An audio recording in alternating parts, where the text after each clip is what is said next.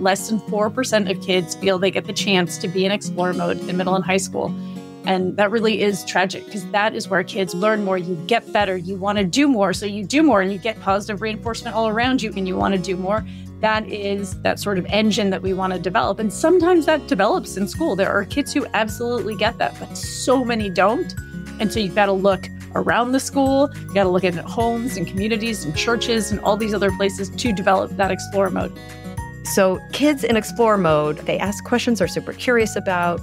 They have an opportunity to explore, but they are given space to make choices. And when teachers give them a little space to do that, there's this upward virtuous cycle. And then the kids, of course, are more excited and lean in more. That was Jenny Anderson and Rebecca Winthrop on Psychologists Off the Clock.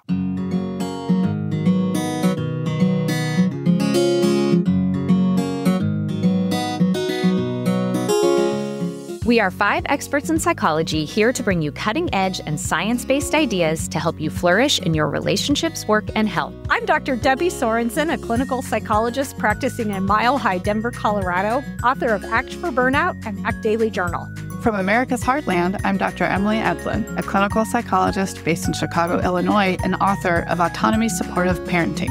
Calling in from Vienna, Austria, I'm Michael Herold, ACT coach, confidence trainer, and the author of an upcoming book on developing your confidence and social skills. From Boston, I'm Dr. Yael Schoenbrunn, faculty at Brown University and author of Work, Parent, Thrive and an upcoming book about misunderstanding. And from coastal New England, I'm Dr. Jill Stoddard, author of Be Mighty, The Big Book of ACT Metaphors, and Imposter No More. We hope you take what you learn here to build a rich and meaningful life. Thank you for listening to Psychologists Off the Clock. Hi, everyone. It's Emily. Before we get into today's fascinating discussion, I wanted to give a quick reminder that you can listen to our podcast ad-free by becoming a supporter on Patreon. You can find info in our show notes or on our website. Enjoy the interview. I am here today with co-authors Rebecca Winthrop and Jenny Anderson to talk about their recent book, The Disengaged Teen: Helping Kids Learn Better, Feel Better, and Live Better. Rebecca Winthrop is a leading global authority on education, the director of the Center for Universal Education at Brookings, and an adjunct professor at Georgetown University. She is dedicated to ensuring that every child has the opportunity to thrive in life, work, and as an engaged citizen. She leads cutting-edge research and initiatives aimed at transforming education systems around the world to better support children's learning and development. Rebecca is a trusted advisor to both school communities and national and international organizations. Her expertise is sought by many, including parent networks, schools, district education leaders, the White House, the United Nations, and Fortune 500 companies. Rebecca's work is centered on developing and advocating for evidence-based strategies that bring people together, families, educators, policymakers, and companies, to help children maximize their potential. Jenny Anderson is an award-winning journalist, author, and speaker with more than 25 years of experience. Her work has appeared in some of the world's leading publications, including the New York Times, where she was on staff for 10 years, Time, The Atlantic, The Wall Street Journal, and Quartz. Rebecca and Jenny, welcome to Psychologists Off the Clock. Thanks for having us. It's great to be here. So I've already spoiled it as we were talking before we started recording, but I loved every minute of reading this book. And I'm going to do a little teaser here. I was definitely in explorer mode. So listeners will understand that better as we talk. But it just really piqued so much thinking about this topic for me and really observing more of my life, what's happening with children that I know. So I just found it a page turner, which says a lot because I read a lot of parenting books, but I wouldn't even call this a parenting book necessarily. Where would you say this book is positioned? I think we struggle with this a little bit because it is definitely a parenting book in that the first audience we're talking to is parents about their kids learning, how they can help support their kids learning. So parents was kind of forefront, but educators was sort of right behind that as well, because we know that these are clearly issues in the classroom. So they're a more expert audience. They know this stuff a lot. This is their life's work. And I also think we're helping to translate a bunch of different complicated pieces of the science for that audience as well. And then leaders and system designers, because there's so much that needs to change on the policy front. And so there is definitely a call to arms in this book that sort of lives in the back of the book, but it hopefully comes through throughout the book, which is we can all be part of, I mean, to borrow Obama's expression, we can be the change we want, and so I think it's a little bit all of those, but parents, I think, is definitely sort of very forefront for us, but definitely not alone. It definitely transcends the parenting pigeonhole, but a great read for parents. So the other part I love about your book that I know we'll get into is how much autonomy supportive science plays a role in enriching educational environments, and how these concepts of autonomy, agency, and motivation apply across. You're focusing on the educational context. I focus on the home context, but really all of this is so closely connected. So I'm so excited to have this conversation today. My challenge is going to be to get through all the material. I hope to. So let's start with why you wrote the book. You warn that there is a disengagement crisis. So explain what that is. So we have a little bit of a personal story about why we wrote the book that connects to the disengagement crisis, because we lived it as moms, or at least I did. And then we can maybe get into the numbers and charts, which might be what you're referring to. So I had been doing work at Brookings on family, school, community engagement, and knew the power of parents, and specifically parent, family, school collaboration. And when there's that trusting relationship, everybody's rowing in the same direction. Schools are 10 times more likely to be improving on all the outcomes we care about for our kids, achievement, social, emotional, all sorts of things. But I realized when COVID hit that we in the education community have not done a good job explaining to people what good learning really looks like, particularly to parents, because we give grades and then we maybe do some calls home when things are going wrong, most usually. And in the pandemic, I live in Washington, D.C., schools closed, they went online, they went pass-fail. And I realized I misjudged totally which of my kids were deeply engaged. My oldest one, who I thought was really engaged, had gotten great grades, was happy to go to school. The minute it went pass-fail, he lost all motivation, wouldn't lift a finger. It was actually very difficult. I couldn't get him out of bed. And he said, "Mom, if it's not counted, it doesn't matter." And I said, "No, of course it does. You have to learn. The learning, the process, the journey, the skill development is an important part, not the grade at the end." He was having none of it. And my little one, who was really struggling, he had just been diagnosed with dyslexia, was convinced he couldn't keep up, wasn't capable, was 2 grade levels behind, blossomed in COVID, freed from his peers and with the right supports, and he caught up. And that's when I realized, gosh, we really need to do a better job of making visible this essential component of learning, which is student motivation and engagement. And that is when I went in search of Jenny, because I knew storytelling had to be a really important part of it. And she was one of my favorite education journalists. So I did knock on her door several times before she agreed. So Jenny, over to you on why you said yes. Yeah, I came at it from a slightly different way. I had been a finance reporter for a really long time and on a very well-resourced desk at the New York Times, and kind of super fast-paced environment, and really loved it. And then I had my kids and I wanted to switch gears and started covering education, and was kind of shocked at how it lacked the sort of nuance and sophistication of a lot of other beats. It wasn't sort of all the incredible components, the sort of science of learning and the deep data that sits behind it. And the sort of teaching and learning bit, it felt like it was more about the politics of education and much less about the actual process of. And suddenly I had these little creatures and I was like, oh, I want them to be explorers. I want them to be curious, capable human beings in this world. How do I do that? And I really was like, I don't know how to do that. So I kind of set out to start writing about that. And it was pretty tricky in the confines of the New York Times. So I quit and I joined a digital media startup, which gave me some more flexibility to start thinking differently about how to cover it in such a way, to Rebecca's point, that parents would want to read it, that it's sort of accessible and interesting and kind of strikes that right balance of kind of evidence-informed and practical, but also just deeply research-informed. And so, did a lot of experimentation and kind of figured out that people really did want this content. I mean, that was the interesting bit was, editor who started the company sort of said to me, I don't think this is going to work, but I'll give you a year to try to prove it.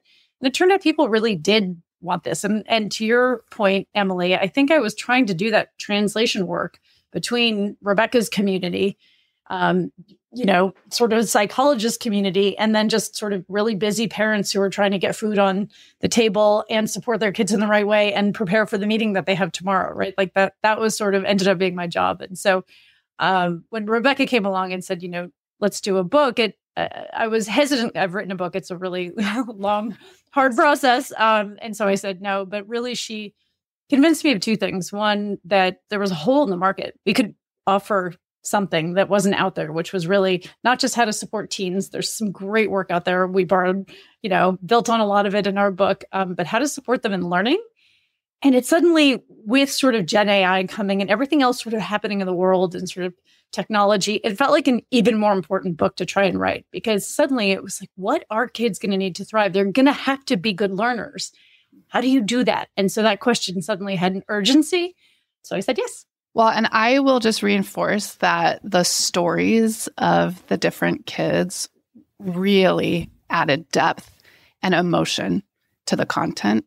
And I really enjoyed it. I mean, I could just picture kids I knew that matched up with the kids you were describing. And one of my favorite parts is a lot of the stories span time. So you hear how it was in elementary, and then you know what they're doing as a young adult. I also just love, I think one of the biggest challenges as a parent is you're sort of in time with these kids that you have, and they're changing. But I think there's a little bit of fear that maybe a phase is it, you hit a wall and you're stuck.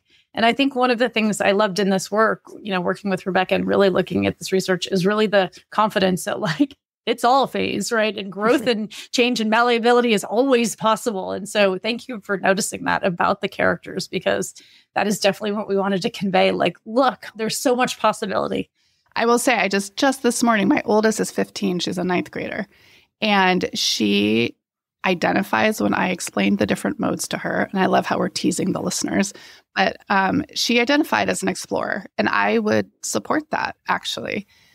And this morning she was reflecting on 4th, 5th, and 6th, which was COVID, and how completely disconnected she was. And she said, I didn't learn anything for 3 years.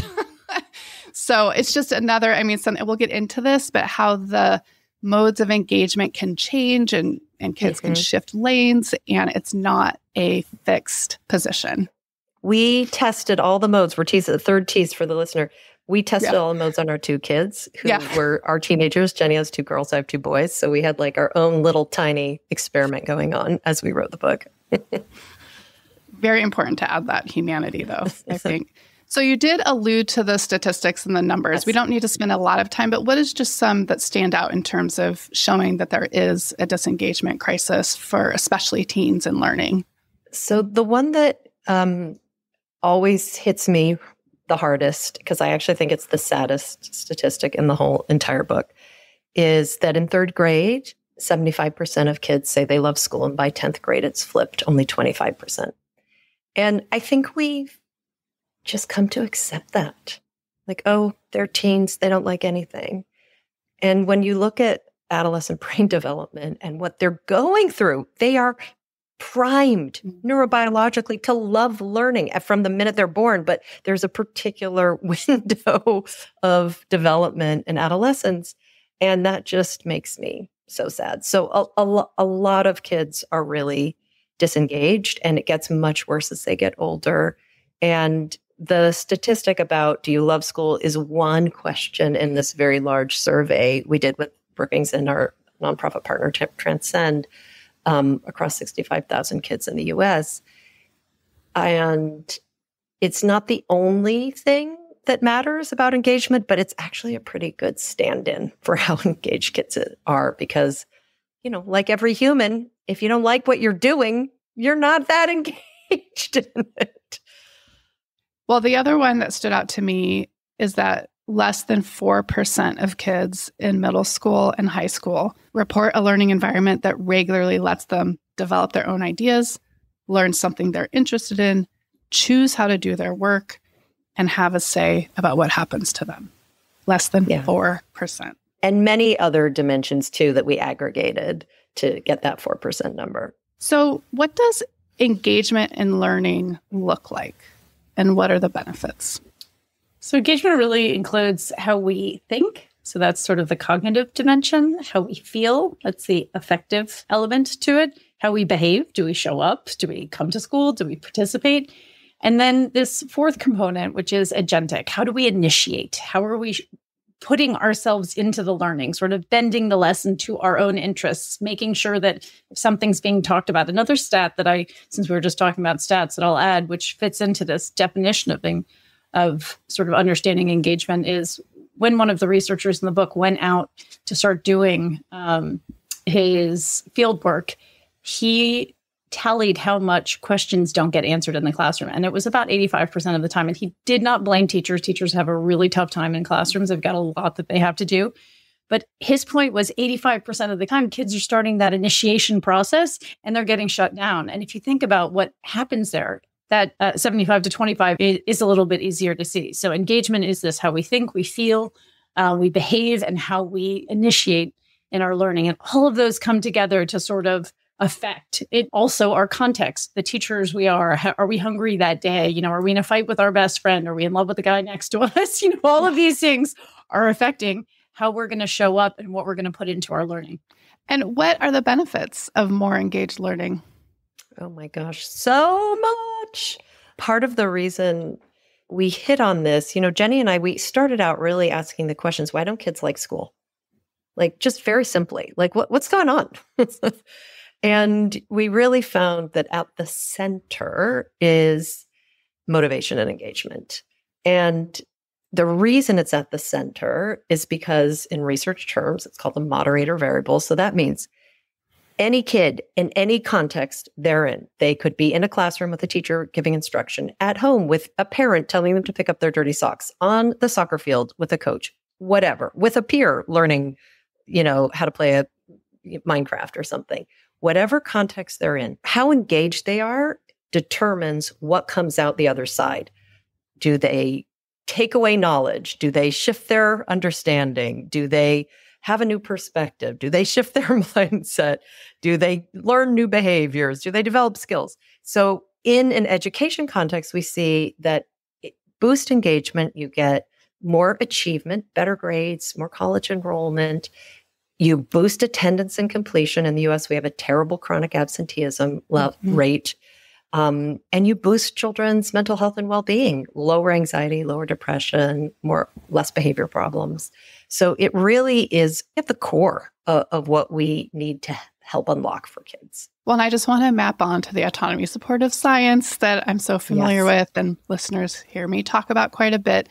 But this is all connected, right? So it's about the engagement means more motivation, which means you get more out of it and you feel a sense of ownership and agency in the process, which I think is a huge part of what's missing in most traditional educational environments right now. Absolutely. And we define engagement in sort of layman's term as what kids do with their motivation. So there's motivation, the internal dimension, and then engagement is what they do. So I'm very motivated to join a gym. I want to, I should, but I have yet to sign up. So I'm not really engaged actually in doing more weightlifting, right. Which I should be doing. I think another way of thinking about it is we, for so long in educational design, I'm definitely living through this right now, we think so much about what kids should do. Can they do more? Can they do more subjects? Can they do more in those subjects? Can they reach higher levels in those subjects? And Beck and I are very much in favor of sort of knowledge. We're not saying, these are not important things, but we've completely missed the boat on whether they care about those things. And I think that's really the missing piece. And when you put those two together, we've all seen it in our own homes. When your kid has something they love, they're sort of completely unstoppable. You can't get them to stop. You're not pushing a boulder up the hill. Please study, please do your homework. They want to do it. So it's a real shift in thinking that we can do both of those things. We can walk and chew gum at the same time. We can definitely teach kids important stuff, even algebra, like the mighty fear in algebra. We can do algebra and we can do a better job at helping kids care about it. I'm not saying it's easy, but I think we can prioritize it and do it. And one of the barriers you talk about that I'd like to hear more of is this age of achievement. Could you say more about that?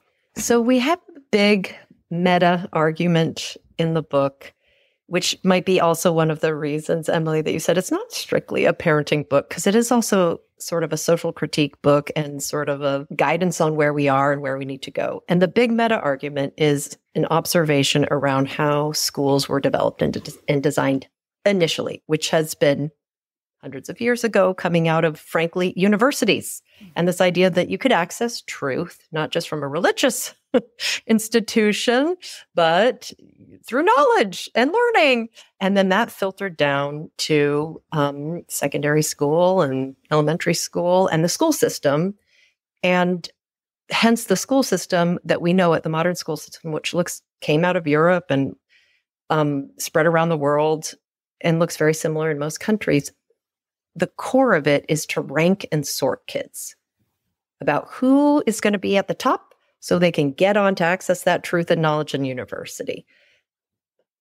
Otherwise it makes no sense. Like, why, if you are a kid who mastered a concept 2 weeks after the test or school's out, 2 weeks into summer, and it's like, well, nope, you're done. You don't master it. They did master it, right? Because you're trying to sort of rank and sort kids. And so because that is the essence of the design and purpose of most school systems, there's been huge pressure from everybody, parents, leaders, to get better achievement, get all kids to achieve. And that is exactly what Jenny said. That's part of the driver of do more, do more, do more. And we really think that we do need to pivot, because now you have generative AI that can actually pass every single test you can possibly give any student at any time better than the kid usually. So we need to prepare our young people for a world where they are drivers, they are hungry minds that are motivated to learn new things and are going to be able to get out there and constantly learn new things and be able to adapt. And that's why we say we really hope, and we hope this book helps move demand for a new paradigm in education that we talk about as the age of agency. Right. So it's not about mastering the algebraic formula. It's about learning how to think through solving the formula and using ways of thinking. To do that, you need to know the formula. Right. Yeah. So there's the knowledge base, and then... Yeah. But it's knowledge and content, it's necessary but not sufficient. Right. We need kids to be able to deploy it to solve problems at the right moment in time with other people, and to be able to have the initiative to figure that out.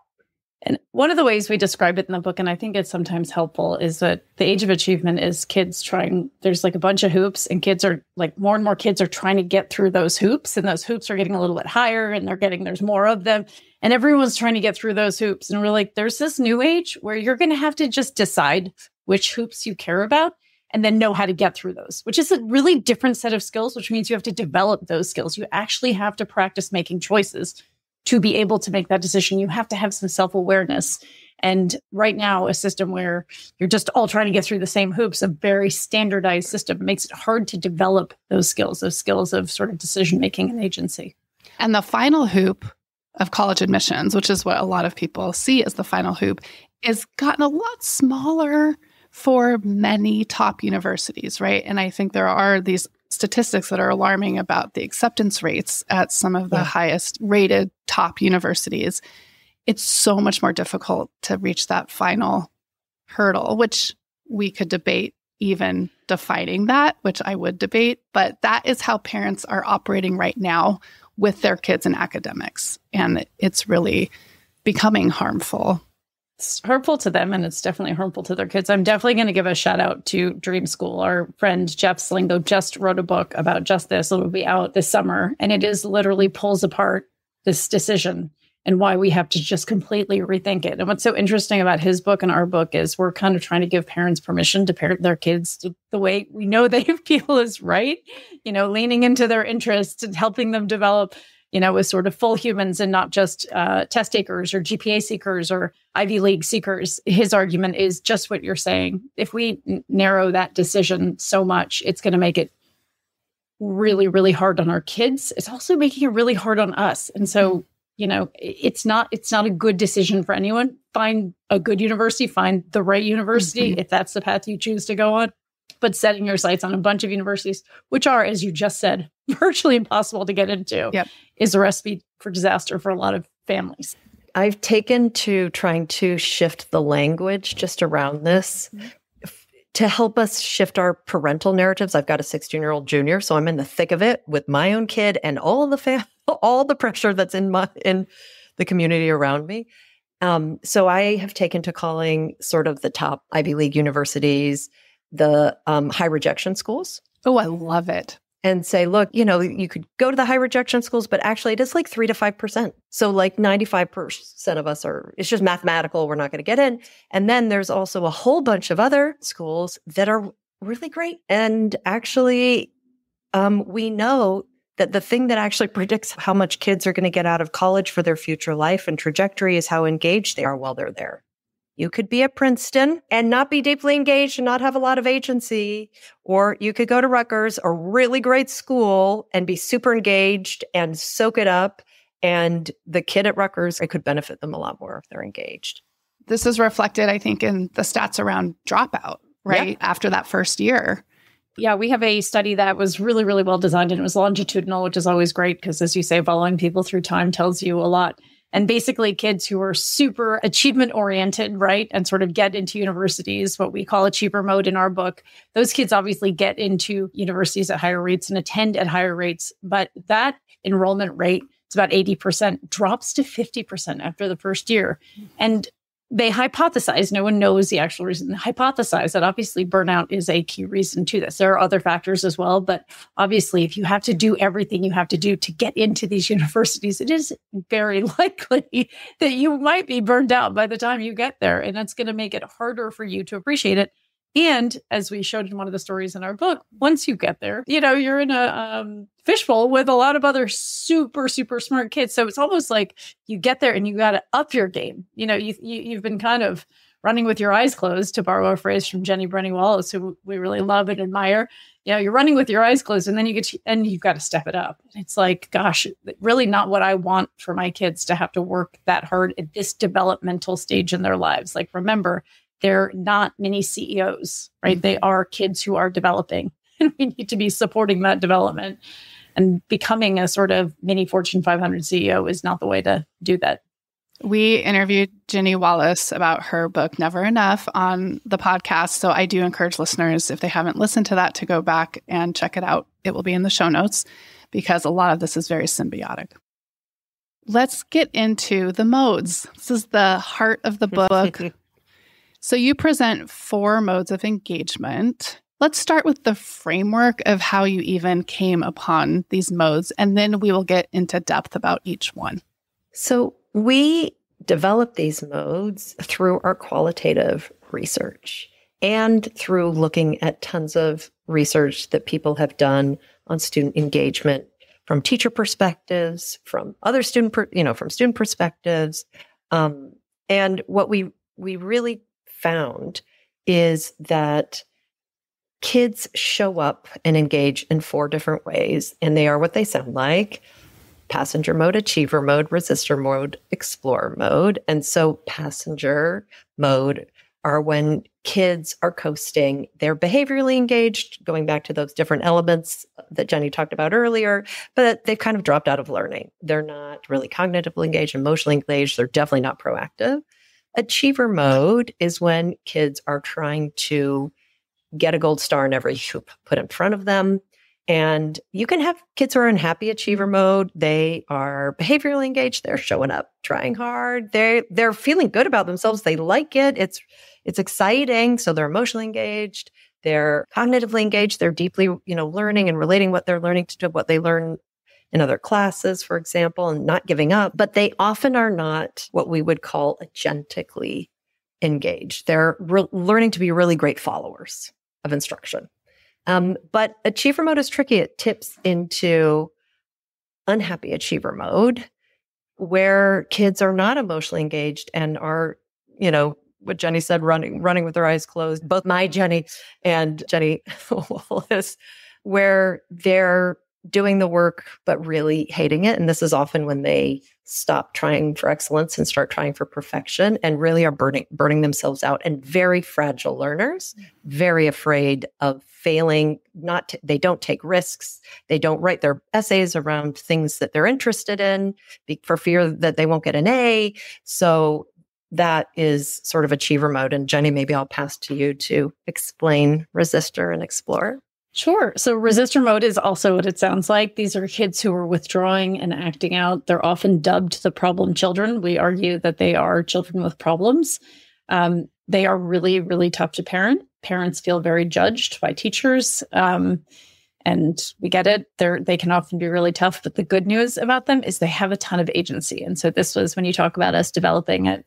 There's imagine a sort of 4x4. They sort of sit in this quadrant almost ready to leap. So their agency is turned away from learning. When you get it pointed back towards learning, they can really catapult into explorer mode in a way that's tricky for passenger and achiever mode, because neither kids in those modes don't have a lot of agency. The passengers are coasting. They don't want to put in the effort. The achievers are trying so hard to get it right. Achiever mode kids trying to get it right that they don't want to change. They're actually quite embedded. They have to really unlearn some habits. And some habits we want to hold on to. So that's resistor mode. And it's tricky, but holds a lot of promise. And then there's explorer mode. And explorer mode is where we want all kids to be. We want all kids spending way more time. You cited that stat at the beginning. I'm really glad you did cite it. Less than 4% of kids feel they get the chance to be in explorer mode in middle and high school. And that really is tragic, because that is where kids are digging in. They are learning that virtuous spiral. You dig in, you learn more, you get better, you want to do more. So you do more and you get even better and you get kudos, not that it's all about that, but you're getting positive reinforcement all around you. And internally, you're feeling good about what you're doing and you want to do more. That is that sort of engine that we want to develop. And sometimes that develops in school. There are kids who absolutely get that, but so many don't. And so you've got to look around the school, you got to look outside the school, you got to look in homes and communities and churches and all these other places to develop that explorer mode. And one of the arguments we really make in the book is that parents can play a really important role. The school system is pretty set, and lots of pockets of innovation, but we can play a big role in helping our kids talking about explorer mode and helping them actually have opportunities to practice being in explorer mode. And I think categories can be helpful in the sense that it gives a framework to a parent of, oh, okay, this is making sense of what I'm seeing from my child. And kids can get stuck, but they don't have to stay stuck, right? It's not that this is their lot in life to be a resistor and never do their homework. We actually debated, Jenny and I, gosh, should we even put these notes out there? Like, what if parents use them to label their kids and pigeonhole their kids, or teachers or anybody?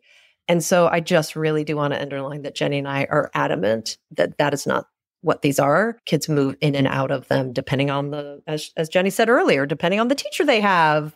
They can be in all four modes in the same day. You share a lot of anecdotes in the book that illustrate how there can be kids in explorer mode in all these different parts of their life outside of school. That's actually what we found most, to be honest, is kids in passenger mode inside school, kids in explorer mode outside of school. Yeah. Okay. So passenger mode is the most common, is how you describe it. So what are signs that our child is in passenger mode when it comes to their learning? So a couple of signs would be they race through their homework. They don't really want to put in any effort. They're very excited to go to school. But when you ask them about school, although you do get this a lot, but more from passenger mode, how was school? Fine. What did you do? Nothing. How was it? Boring. Did you learn anything? No. Can you tell me what you're learning? No. So a real sort of deep apathy around the learning. And we found that, those are the sort of external signs you can see. But really what we found is that a lot of times these kids are both either very bored, like bored to tears. They genuinely, so take them out their word when they say they're bored, because they are able to coast through. They don't have to do very much. We're not asking enough of those kids. And that is why they're in passenger mode. Other kids are very, very overwhelmed. They're behind. They can't keep up. They may be neurodivergent. There may be something there. We talk in the book about the zone of proximal development, which is really kind of the sweet spot of learning. And it's really hard for teachers to figure out if kids are in that sweet spot of learning. But when they're above or below is often when they slip into passenger mode. That is a really common reason that happens. Rebecca, would you add anything to that? The other thing I would say, Another very common reason that kids get into passenger mode is they don't see the connection between what they're learning in school and the rest of the world and their future life. So saying, a common thing, when am I ever going to use this? What is this even for? Why do I need to learn this? And they do need to learn a lot of stuff. It's just that we in education have not done a good job connecting the dots or giving them a teaching and learning experience where instead of just learning stuff, they have to learn it to do something with it, which automatically unlocks that's why exponents are really helpful. I'm just calculating my investment, like on a fake stock market thing, which, my 13-year-old just did. And his favorite class is now math. Surprise, surprise. That's a great example. And I think it illustrates there's passive learning versus active learning. Right.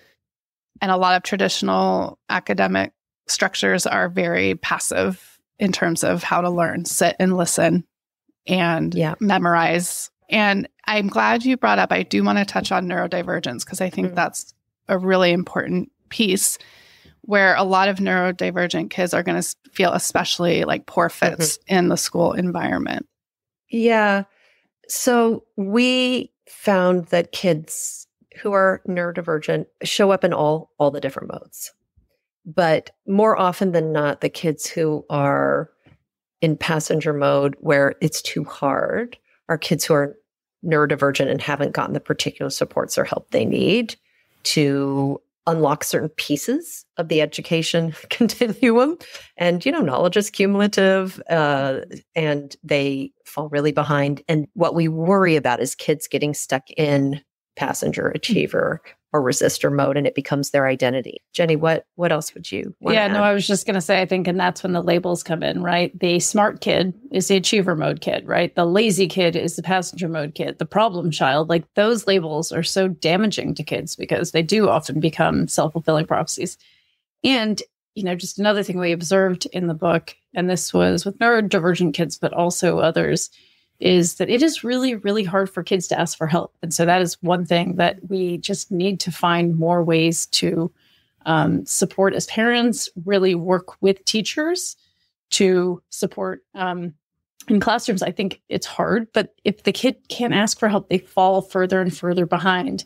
And, Sal Khan and a lot of others talk about these Swiss cheese gaps in learning, right? And so you miss something.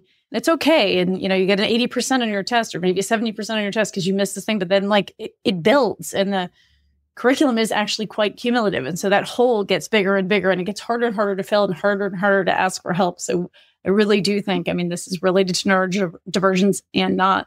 I just think that is something we saw over and over again. It's really hard for kids when they feel stuck and when they feel stupid and when they feel that they've done something wrong to get out of it. Right. And that can happen in passenger mode. It can happen in all the modes, but it definitely happens a lot in passenger mode. We have this great quote that we actually heard from many kids, but the one we put in there is, in fifth or whatever it was in sixth grade, I wasn't really paying attention and I fell behind. And then by ninth grade, I actually was behind and I didn't know what to do. Like it just, and that's that continuum of disengagement, right? They were kind of a little disengaged and then the holes build up and then they're really disengaged. And so many kids just said, I just decided that was it. Like I was never going to go to college. I'd totally blown it. So might as well go hang out with my friends. So unfortunately, I do also hear when kids do ask for help, they don't get the most helpful responses. And then that discourages them from future help seeking.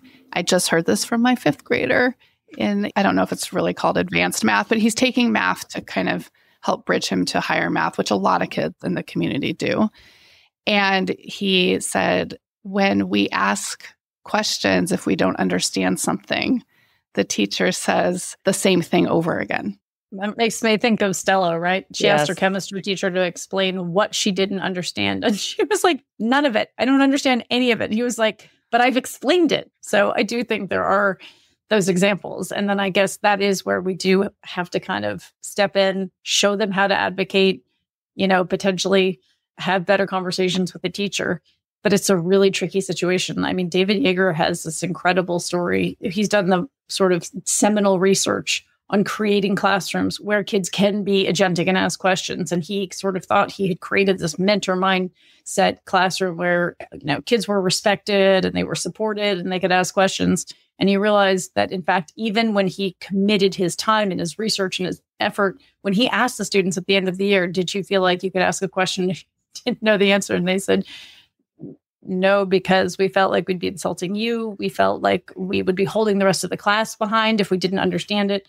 We felt like we'd be exposing ourselves as stupid. So it is a really complicated component, but I do think where parents can step in and sort of, are you feeling behind? Are you feeling like you're getting lost without the judgment? Like, are you lost? Like, did you fall behind? Did you not do something? It's so different from like, oh gosh, this stuff is really complicated. Like, do you feel like you're getting stuck? Is there a way we could get some help? Maybe, Khan Academy, maybe we could find some stuff online. You're there to support them. Yeah. I mean, one thing I will say is that, and Jenny and I talk about this in the book, the job of being a classroom teacher, as we've orchestrated it, is virtually impossible. Yes. Most teachers have 3 to 4 grade levels, different grade levels in the same class. And they've got a lot of kids, and they're incentivized to get the kids who don't understand up to grade level. So if your kid is not understanding, but kind of at grade level, like that's not their incentive because that's how they're judged, and it's really complicated. Well, and my 9th grader, to give another example, there's so many examples that I'm sure listeners are thinking too, yes. But she has one class that is especially challenging, and she's working really hard to master writing an essay in this class. Mm-hmm. And she said the teacher has said to the class, I don't have time to help you learn how to write an essay. And I'm thinking, well, where are they supposed to go? What's the point? Well, yeah. And then she also told them, and don't have your parents help you, which I think she means they shouldn't do it for you. Yeah. But then but what's the message they're internalizing? Yeah. Is there's nowhere to get help. Yeah. Yeah. And to me, that sounds like a teacher that's incredible. Like high school teachers teach hundreds of kids sometimes. So, I mean, yeah, it's tough. A lot of teachers feel like they don't have agency either. Like sometimes there's pacing. Like you got to get through a certain amount of stuff in order to get to the test at the end. And like a lot of teachers are just like, well, I guess I have to plow through because that's what I'm told I have to do, regardless of if my kids are with me or not. So they don't have agency either. Yeah. So can I just recommend, because we just had something happen in our house that I feel like is totally relevant here. I think near peer tutoring is amazing. Mm-hmm. And I don't mean high priced tutors at all. I mean, like literally my daughter needed some help with something. She's taking a set of exams here. She got some help from a girl who's just 1 year grade ahead. And, it's literally a third of the cost of sort of the high priced tutors, right? And she's super eager to make some money because she wants to go traveling next summer. My daughter worships this girl, right? And she's listening to her in a way I'm convinced my husband's really, really good at math and could help. She's not as interested in his help. She loves, and it's not super expensive. I realize it might be prohibitive for some people. And what's so interesting is all 4 of us were on a walk together yesterday. And she said to my younger daughter, the number one thing I would recommend to you is if you feel like you're falling behind in math, her name is Emily as well. Get Emily to help you because she will fix it. She will help you figure out what you don't learn. And it was so fascinating to watch that whole It took us forever to figure this out. We tried and failed at a bunch of different things. I tried to help. He tried to help. And this really worked well. So that near peer relationship can be really powerful, and it can be a little tricky to find the right person and figure out the time, but might be worth it. I love that tip. That's great. Okay, let's keep going with the modes. Let's talk about achiever mode, which is exactly where I was as a teenager. And it sounds good, I think, especially in our American culture, which highly values achievement and productivity. But there are some serious risks and downsides. So could you describe achiever in a little more detail? I know we already touched on it. And also why this mode is not the healthiest place for a child to be. Well, achiever mode seems like the top of the engagement mountain, and happy achievers are developing lots of good things. They are developing organizational skills, goal setting, persistence to get themselves through and accomplish stuff. And often they're feeling pretty good about themselves, and they should be, because they are achieving, and that is all positive and good. So we wouldn't want to ever take that away. And there are certainly absolute moments that you need achiever mode. I just tried to, and I did successfully get my son into achiever mode to study for his learner's permit. He wants to drive. And I was like, well, I'm not, he's a self-avowed spending lots of time in passenger mode and explorer mode outside of school. And I was like, I'm not going to drive down there, make the appointment to the DMV, and you don't study for the dang test. You got to get into achiever mode, study for it. You might not love it, but get it on. So there's lots of good strengths of happy achiever mode. The problem is when kids feel that they are achievers, and that if they're not achievers, there's something wrong with them personally, and that being a passenger or being a resistor is terrible. And it really comes down to fear of failure. Kids do not have experiences to build the muscle to productively struggle. We do a big shout out to James Nottingham, who developed the learning pit, which is really what learning is about. Like, you come up, it looks like you can do it, and then you're like, oh my gosh, this is super hard. I'm at the bottom of the pit. Like, this is really difficult. And then other people work with you and you figure it out and you get yourself out of it. So Jenny's daughter with Emily, the near peer too, the girl who's older than her, worked her way out of it and like got onto the other side. That experience right there, that muscle of failing, struggling, and figuring out how to get out of it is something that a lot of kids who get stuck and think they are achievers don't develop. And it's really needed. And it's part of what makes them very fragile. Yeah, you alluded to this, Emily. I just think it's important that, achiever mode kids have some of the worst mental health outcomes there are. So I think the challenge is, if you're a parent with a kid in achiever mode, why mess with a good thing? I mean, honestly, like, it's all looking good and you genuinely feel you're preparing your kid for success. And you are. I think you can just add some things around the boundaries, right? Letting your kid know that they matter beyond their grades, giving the chance to take a few risks that won't feel as scary, not on your finals, not on your midterms, but on a quiz. Maybe if it's your, grandmother's birthday, like, we go out for dinner that night, you might not study, but you know what? Like, the sun will still shine tomorrow. And it's just really important. It's like really playing the long game and saying that you're trying to find your moments to say, failure is okay. Little, bits of failure, or practicing failure, or practicing struggle, right? And one thing Rebecca didn't mention that I think is really important about achiever mode is achiever mode can really dampen creativity, which is obviously in an age of generative AI is going to be a skill we need more of. We need to do more of what humans do well, because the machines can do a lot really, really well. And because you're trying to get the right answer, you can't really even consider any other answers. So don't think we want to take away that these kids love to do well in a system. I think it's a way of building up a kind of persistence and discipline. And I think it's really important to have them take little risks and to be looking outside and to really be having those explorer moments, because that's where you can really reinforce that you get both, right? Once you get into explorer mode, you can both get the achievement that you get from achiever mode, but you also are developing all those other incredibly important skills, a little bit of risk taking, being comfortable with struggle, which is going to help you develop resilience. So all of that is really important. Well, I want to quickly touch on the issue of socially prescribed perfectionism and how much parents are inadvertently contributing to this problem that's really pervasively impacting mental health in our children. Emily, you talk about this in your book. You've got your control continuum, right? Yes. That way you talk about, and I'm not meaning to be controlling. So socially prescribed perfectionism is actually the main driver of perfectionism in young people. And perfectionism is the problem of unhappy achievers. They are stopping trying to be excellent and they're trying to be perfect, and nobody can be perfect. And if you're trying to be perfect, you don't take risks and build that sort of productive struggle muscle. So what it means is they're getting this message from people in their lives, largely their families. And we do it artfully, unintentionally, out of love. And it's things like, from the get-go, putting the A+ report card on the fridge rather than the C, or maybe no report card. It's saying, well, try your best, and then grimacing if a B- comes in your facial expression. It's taking kids on a college tour their junior year to only look at, high rejection schools, not the really good state schools nearby.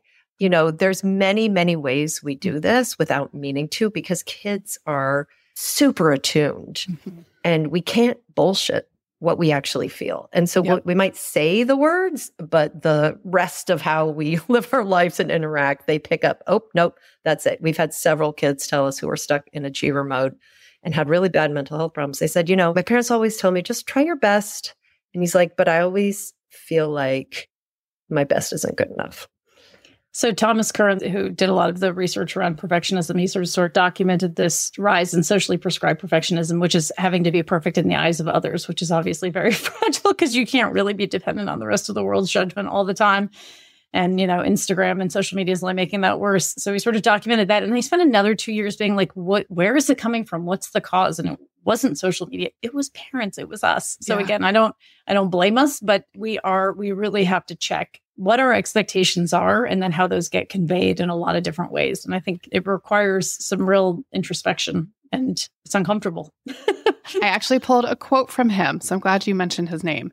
Parents are not bad actors. They are rational to an increasingly unhinged environment. So I liked that sort of validation of the parent There was struggle. another quote of his right after that, which it literally haunts me. Expectations are so far beyond what these kids can do. Yeah, right. What? Okay, I'm looking at the clock and I know that resistor mode we need to spend a little time on because it causes so much stress. So what can parents do to help turn the tides of agency in resistors or kids in resistor mode? I think the first thing is, in the analogy I loved so much, was this idea of getting in the trenches. I think there is a ton of friction that comes with kids who are in resistor mode because they are defying you and it feels terrible. And so you fight. It's a sort of very natural. You're panicked, you're fearful for your kid. And so you're fighting them. And it's a bunch of negative energy. And this concept of getting in the trenches with them, I mean, really what you need to do with a kid in resistor mode is get to why. Why is this behavior coming up? What is going on with them? Is there a neurodivergence? Is there bullying at school? Are there mental health challenges? Like, those are some of the main causes. Are they completely overwhelmed? Is there a friendship issue that you might be able to help with? But rather than kind of try and come at them head on, get in the trenches with them, sit next to them, try to see the world as they see it. And just ask them open-ended questions. What are you seeing? Why is it so hard to take a step forward? Genuine, pure, non-judgmental empathy and a seeking of understanding. And that when they feel safely that you're on their side, in the trenches, by them, and not fighting them and judging them and threatening them, usually from a good place, that they might be able to open up to you. That's a process that can take a long time. So it's not easy. I mean, psychiatrists and psychologists know this. This is sort of, so much of the work you all do. So that's number one. And the second thing I would add is just helping them see a path out, really saying to them, there is a future possible self, a different version of you that exists. For, future possible self is kind of a wonky term, but you're basically saying to them, this is you now. This doesn't have to be you forever. You might not say it that way because it sounds very judgmental, but like, what's something you dream of? You dream of being on the JV basketball team? What would we need to do to get there? What are some of the obstacles you would see along the way? How would we overcome those obstacles? Doing that. And then also framing it in how other kids or celebrities or other people have done that. What obstacles did, Michael Jordan face along the way? That was actually part of the original research design, which shows you how old the program is. But anyways, I think those are two things. Rebecca, would you add anything? No, I think that's great. I just wanted to add a quote we had from a father whose child slipped farther and farther into resistor mode and became actually suicidal. And it's a very uplifting story in the end, but very scary for any parent who's ever come close to that. And he said, I just was trying to help her succeed. And I realized she was just trying to survive.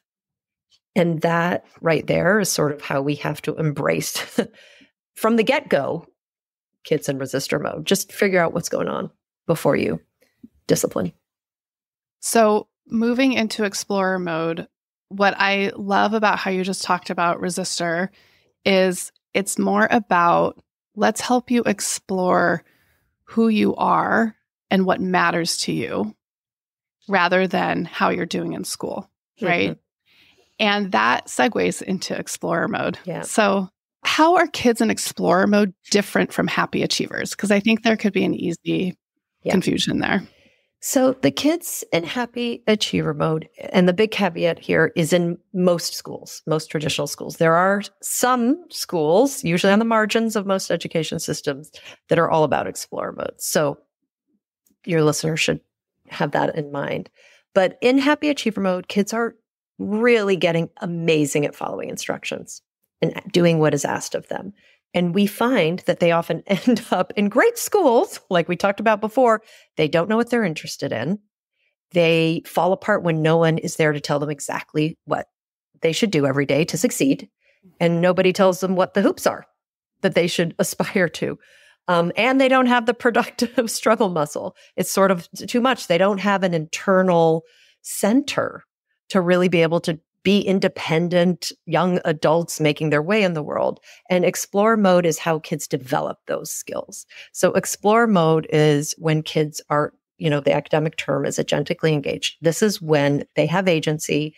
Plenty of kids in resistor mode, as Jenny said, have agency. They're just pointing it away from their learning. They're using it to cut class and not do their homework and whatever. And this is when it's pointed towards their learning. And so they are asking questions about what they're curious about. Most often kids in achiever mode, happy achiever mode, are asking questions about how to get an A. And that right there is what we see often as the difference. You kids in happy achiever mode often told us that, we're like, what do you not like about school? And they didn't like hardly anything because they were happy achievers and this is what school was designed for. The thing that they didn't like was when teachers didn't tell them exactly what they had to do to get an A. So kids in explore mode, they ask questions they're super curious about. They have an opportunity to explore, which is why we found so much exploration at home in extracurriculars. But they are given space to make choices. You talk a lot about choice in your work in the parenting realm. In education, it can happen too. We drew on the work of John Marshall Reed.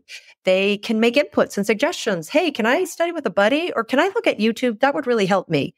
And actually, when teachers give them a little space to do that, there's this upward virtuous cycle. So teachers start thinking, oh, these kids are really, really smart, good, motivated, curious. And then they give them interesting extra work and more flexibility and more opportunity for more choice. And then the kids, of course, are more excited and lean in more. And it's just this virtuous upward cycle. Well, now what I love about your book is it really does give parents some tools and optimism that we can have influence over this shift into explore mode. You talk about the alterable curriculum of the home. Mm-hmm. So what parents are talking about and doing with their kids. And I cannot help but focus on the parent-child relationship and how that relational health is the strongest predictor of good outcomes for kids. And so it's coming back to that relationship with our children. So we can be part of this. If we see our kid is really stuck in this one type of disengaged learning, we can play a role and have influence. We matter. Yeah. And we have agency in this process. And we do have the second half of the book is a toolkit. Yep. To have lots of tips and tricks for parents. And the one that work across all modes is to model curiosity yourself. Talk about what you're learning. Talk about how it's hard. Talk about what you're interested in and how you dug in and show that learning is really fun. It could be about a recipe, you know what I mean? Or learning a new yoga routine. Like it could be whatever. My kids always joke, Mom, you're always reading a book and you're always saying, I read in this book. Or I heard on this podcast, right? But I definitely model insatiable curiosity for my kids. We played a game as a family where you have to act as another member of the family. Be really comfortable with your family. And when they were imitating me, they were like, oh my God, I read this really interesting study today. I have to tell you all about it. It's so fascinating. It involves sleep and why you should never be on your phone. Oh my God, I'm so predictable. So yes, it's hilarious. I think I'm definitely modeling it. I then yelled at them after that. So models some yelling as well. Okay, we got into strategies throughout the conversation, but I will tell listeners that there's a lot more in the book that we just simply did not have time for. But there is a lot of guidance around how to engage with our kids and their learning. And I just want to end by saying what I really appreciate about your book is that I think we need more content and conversation about the thrilling potential of adolescence and not just what's going wrong. And your book gives us not just optimism about our kids' futures, but a path to get there. So I truly enjoyed reading it, and I can't recommend it enough for parents, educators, policymakers, anyone involved in a young person's life today.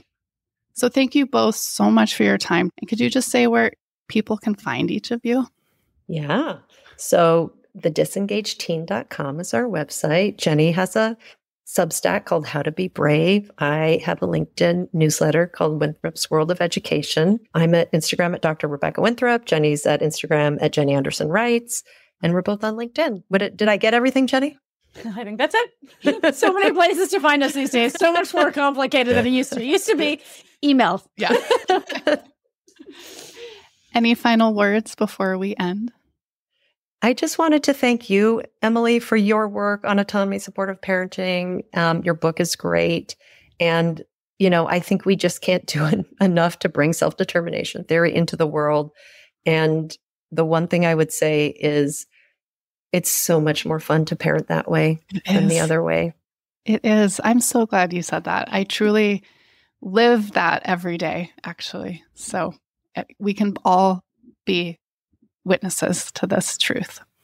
Yeah, I think I would just say that I do think it is a very complicated time to be a young person, and it's a very complicated time to be the parent of a young person. And I do think the sort of overriding message of this book is you have everything you need to do right by your kid. And the fact that you're reading this book probably means that you're, light years ahead. You care, you're trying to figure it out. But, really, as you said, you highlighted it, your work completely underscores it. It all starts with relational health. And then it's sort of a really positive, sort of learning environment in a home. And I think we can all do that. So we've got what it takes. Thank you for having us. Thanks for having us so much. So I hope everyone enjoyed that fascinating discussion with Rebecca and Jenny, and I get to do the co-host post with my friend Yael, and it's our first co-hosting together. So I'm excited to hear, Yael, what you thought of this conversation. Well, I'm very excited that this is our first co-host post, but I love this conversation. Emily, as you know, because I had you on for an episode about your book, Autonomy Supportive Parenting, I am just so into so many of the concepts that you talk about here. And it's so clear that you and these two authors are such kindred spirits. Like, it was really a meeting of the minds about so many topics in young adult development in terms of really getting comfortable with the idea of discomfort, right? That is a part not only of what helps us grow, but what actually motivates our engagement. And I really just always go back to the early research on self-determination theory that you talk a lot about in your book, and that really comes through here, which is that when we as parents get too involved or try to make things too easy, it undermines the relationship that we have with our kids, but it also undermines their relationship with the world. It interferes with their motivation and engagement. And even though our hearts are in the right place, I think it is so important to be aware of that scientific finding.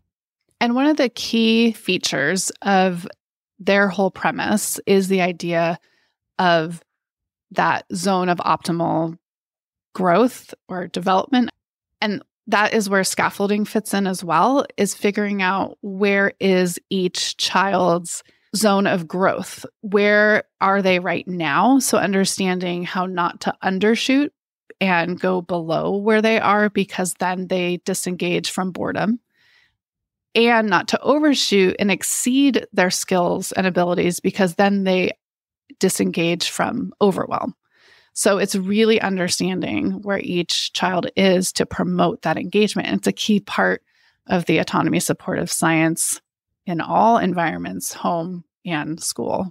I also just wanted to add, you don't have to get it perfect every time. And in fact, it's great if you don't, because there is learning to be had there. And also, I don't know, sometimes I also think about the value of engaging with our kids, even when they don't need us, because it's fun for us. I'll just give a quick example, which is that my middle child is in school. He's in 6th grade, and he, as a part of his English class, is reading one of my favorite books, The Giver by Lois Lowry.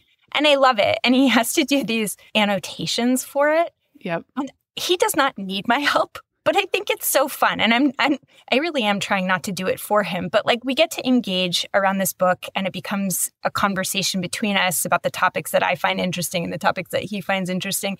And so I do think we sometimes overthink sort of how much we should be engaged. And it is useful sometimes to just say, well, what would be fun? What would feel connecting? What would feel joyous? But yeah, I do think that it's helpful to find that balance of thinking about it, not doing too much for our kids, but also just honoring there are some things that are just fun. We do not have to do it all perfectly. It is okay to be involved. It is okay to make mistakes, to misassess, and to sort of enjoy the engagement with our kids, even if it doesn't sort of abide by formal autonomy supportive parenting rules 100% of the time. Well, and I'll just say those are very flexible. They are not rigid rules. And I think people think about autonomy supportive approaches as give your kids more independence, back off, let them do things. And I think there's that messaging because parents are right now more in the overparenting mode most of the time.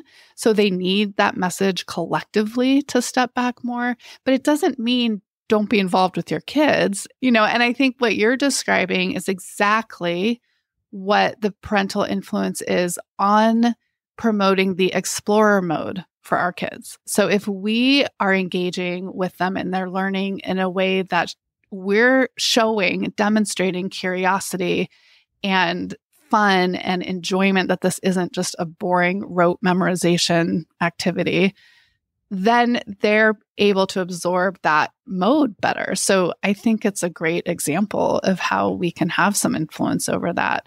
And it's not about staying out of the way. Yeah. And I just wanted to make sure that people are hearing that message loud and clear. And certainly that message is loud and clear in your book, which I really, really do recommend people pick up because, and I will say it's one that I'm often recommending to friends as well as to clients of mine, because I think it's such a powerful read in terms of offering a really flexible framework of really prioritizing our connection with our kids, but in a way that fosters their growth and independence and their ability to make good choices and be resilient. And these are the things that I think the cultural messaging really does not do a good job of allowing us to sort of build in our homes, because we get sort of these incorrect messages that cause us to think we have to be overly invested, or if we're not worried, then we're not parenting in a caring way. Right. And I think we're all suffering under the pressures of academic achievement and what that promises for their future. And it's kind of a false promise at this point. And I just want to acknowledge the real pressures and that it takes some intentionality and effort for parents to let go of that fear of my child's underperformance in school and being so attached to the grades and the test scores. It's really a shift for all of us, and it's not what the culture is promoting. And so it takes a lot of energy and intentionality. But I think as a recovering, I'm still a perfectionist, but I'm not as rigid as I used to be. And I was very much a high achiever, happy and unhappy, depending on the day in my youth, that it's hard for me to make that shift. It's almost like this very comfortable place for me to be, to look at those outcomes. And so I've actually found it a really important area of growth as a parent to connect with my kids in more of an explorer mode and back off from the outcomes. I love it. And I'll also suggest to listeners who don't have time to read a whole book to sign up for your Substack, Emily, because I think you share a lot of stories of how you've navigated this, how you've made deliberate choices moment to moment or in difficult phases, with your kids, how you've helped clients do it using the science of autonomy supportive parenting. So I really do recommend Emily's Substack as well. I did not tell her to say that, just so everyone knows. That was very authentic. Thank you, Yael. I appreciate it. So I would love to hear from listeners about this episode. If you have any thoughts, just email us, or you can also find us now on Substack and leave us a comment. Thanks so much, Yael. Thanks for having me.